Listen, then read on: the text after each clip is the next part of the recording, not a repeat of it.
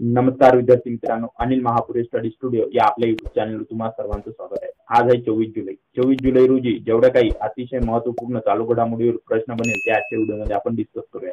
मित्रांनो, व्हिडिओ आवडल्यास व्हिडिओला लाईक करायचं, चॅनलला शेअर करायचं आणि सबस्क्राईब करायचं। आजचा आपला पार्ट 2 असणार आहे। बघा, तुमच्या पुढे पहिला प्रश्न आहे, भारतातील पहिली ट्रान्सजेंडर सब इन्स्पेक्टर कोण बनले आहेत? बघा मित्रांनो, अतिशय इम्पॉर्टंट प्रश्न आहे, कारण फर्स्ट म्हणजे भारतातील जे काही पहिलं बनतं त्याविषयी प्रश्न आपल्याला विचारणं स्वाभाविक असतं। चला तर बघा, या प्रश्नात तुम्हाला 4 ऑप्शन दिले आहेत आणि या प्रश्नाचं योग्य ते उत्तर असणारे ऑप्शन क्रमांक बी म्हणजे माधवी मधु कश्यप या भारतातील पहिल्या ट्रान्सजेंडर सब इन्स्पेक्टर बनल्या आहेत। आता बघा मित्रांनो, ह्या ज्या आहेत हे लक्षात ठेवा तुम्ही, ह्या ज्या आहेत ह्या बिहार राज्याच्या आहेत। राज्य सुद्धा लक्षात ठेवा मित्रांनो। आता बिहार राज्याचा उल्लेख झाला तर बिहार राज्याविषयी थोडक्यात जाणून घ्या। बघा, बिहार राज्याची पहिला पॉईंट नोट करून ठेवा, बिहार राज्याची राजधानी आहे ती पटना आहे। मित्रांनो, मी तुम्हाला सांगितलं की भारतामध्ये एकूण 28 राज्य आहेत आणि त्या 28 राज्याच्या सुद्धा राजधानी तुम्हाला तोंडपाठ असणे खूप आवश्यक आहे। दुसऱ्या क्रमांकाचा पॉईंट बघा, मुख्यमंत्री। बिहारचे मुख्यमंत्री जे आहेत ते आहेत नितीश कुमार।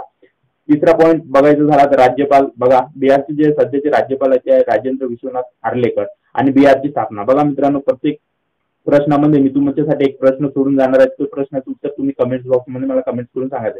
आता बिहार राज्याची स्थापना केव्हा झाली आणि कोणत्या राज्यातून विभाजन होऊन बिहार राज्य निर्मिती झाले तुम्ही मला कमेंट बॉक्समध्ये कमेंट करून सांगायचं। चला बघूया पुढील प्रश्न। बघा मित्रांनो, आजचा आपला दुसऱ्या क्रमांकाचा प्रश्न आहे। बघा, पद्मश्रीने सन्मानित कमला पुजारी। बघा, हे नाव तुम्ही लक्षात ठेवा, पद्मश्रीने सन्मानित कमला पुजारी यांचे निधन झाले त्या कोणत्या क्षेत्राशी संबंधित आहे? तुमच्या पुढे ऑप्शन दिले आहेत आणि या प्रश्नाचं योग्य ते उत्तर असणारे ऑप्शन क्रमांक सी म्हणजे कृषी। कृषी या क्षेत्राशी त्या संबंधित आहेत। आता महत्त्वाचे पॉईंट म्हणजे मित्रांनो लक्षात ठेवा, बघा त्यांना हे पद्मश्री मिळालं होतं, त्यांचं निधन झालंय। आता त्यांना पद्मश्री का मिळालं होतं? बघा, त्यांनी ऑर्गॅनिक ऍग्रिकल्चरला प्रोत्साहन दिल्याबद्दल त्यांना पद्मश्री हा पुरस्कार मिळाला होता आणि त्या ओडिशा राज्याशी संबंधित आहे, हा सुद्धा पॉईंट तुम्ही लक्षात ठेवा। त्या ओडिशा राज्याचे आहेत आणि त्यांना ऑर्गॅनिक ऍग्रिकल्चरला प्रोत्साहन दिल्याबद्दल पद्मश्री हा मिळाला होता। आता मित्रांनो, कृषी क्षेत्राशी संबंधित उल्लेख आला तर तुम्हाला एक प्रश्न वारंवार एक्झामला विचारला जातो, राईबाई पोपेरे ह्या ज्या आहेत ह्या अहमदनगरच्या आहेत आणि यांना सीड मदर म्हणून ओळखले जातात, त्यांना सुद्धा पद्मश्री मिळालाय। हे पॉईंट तुम्ही लक्षात ठेवा। तर राईबाई पोपेरे या महाराष्ट्राच्या अहमदनगर येथील आहेत आणि त्यांना सीड मदर म्हणून ओळखले जातात। तर हा प्रश्न सुद्धा खूप इम्पॉर्टंट आहे, कारण त्या पद्मश्रीने सन्मानित आहेत आणि त्यांचं नुकतं निधन झालेलं आहे। तर त्या कोणत्या क्षेत्रात संबंधित आहे? तर कृषी क्षेत्रात संबंधित आहे, तुम्ही लक्षात ठेवा। बघूया पुढील प्रश्न। बघा, आपला आजचा तिसरा प्रश्न आहे, नवीन कर प्रणालीनुसार 7 ते 10 लाख उत्पन्नापर्यंत किती कर आकारला जाणार आहे? तर या प्रश्नाचं योग्य ते उत्तर असणार आहे ऑप्शन क्रमांक सी म्हणजे 10%।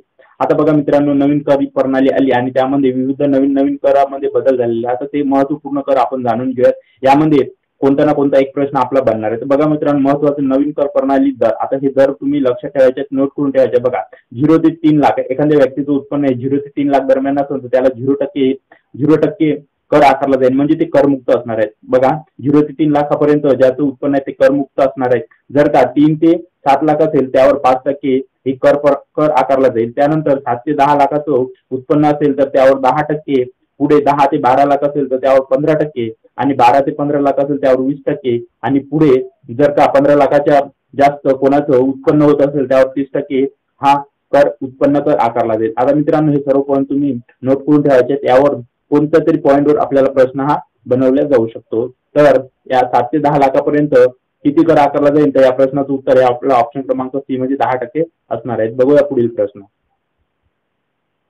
बघा, आपला आजचा चौथा प्रश्न आहे, भारतीय पुरुष फुटबॉल संघाच्या मुख्य प्रशिक्षकपदी कोणाची नियुक्ती करण्यात आली? तुमच्या पुढे 4 ऑप्शन दिले आहेत आणि या प्रश्नाचं योग्य ते उत्तर असणार आहे ऑप्शन क्रमांक बी म्हणजे मनोलो मार्कस यांची भारतीय फुटबॉल संघाच्या मुख्य प्रशिक्षकपदी निवड करण्यात आली। आता भारतीय फुटबॉल मुख्य संघाच्या प्रशिक्षकपदी यांची निवड कोणी केली आहे? ती AIFF ने केली आहे। आता हे AIFF काय हे बघूया। याला AIFF ला मराठीत अखिल भारतीय फुटबॉल संघ असे म्हणतात आणि यांच्याद्वारे भारतीय फुटबॉल संघाच्या मुख्य प्रशिक्षकपदी मॅनुएलो मार्केस यांची नियुक्ती करण्यात आली आहे। आता आपल्याला फुल फॉर्म सुद्धा बरेचशा एक्झाम मध्ये विचारला जातो। AIFF फुल फॉर्म काय आहे मित्रांनो? All India football federation. हे फुल फॉर्म तुम्ही लक्षात ठेवा। याची जी स्थापना आहे मित्रांनो ती 23 जून 1937 रोजी झाली होती आणि याचं जे मुख्यालय आहे ते नवी दिल्ली येथे आहे आणि सध्या AIFF चे म्हणजे अखिल भारतीय फुटबॉल महासंघाचे जे अध्यक्ष आहेत ते कल्याण चौबे आहेत, हे सुद्धा तुम्ही लक्षात ठेवा। यावर सुद्धा आपल्याला प्रश्न बनू शकतो, जे की सध्याचे अध्यक्ष कल्याण चौबे आहेत, त्याचं मुख्यालय नवी दिल्ली आहे आणि त्याची स्थापना आहे ते 23 जून 1937 रोजी झाली होती आणि त्याचं फुल फॉर्म सुद्धा लक्षात ठेवा की ऑल इंडिया फुटबॉल फेडरेशन हे त्याचं फुल फॉर्म आहेत. बघूया पुढील प्रश्न. बघा आजचा आपला 5व्या क्रमांकाचा प्रश्न असणार आहे. अंतरिम अर्थसंकल्प सांगितल्याप्रमाणे अर्थसंकल्पात किती घटकावर लक्ष केंद्रित करण्यात आले.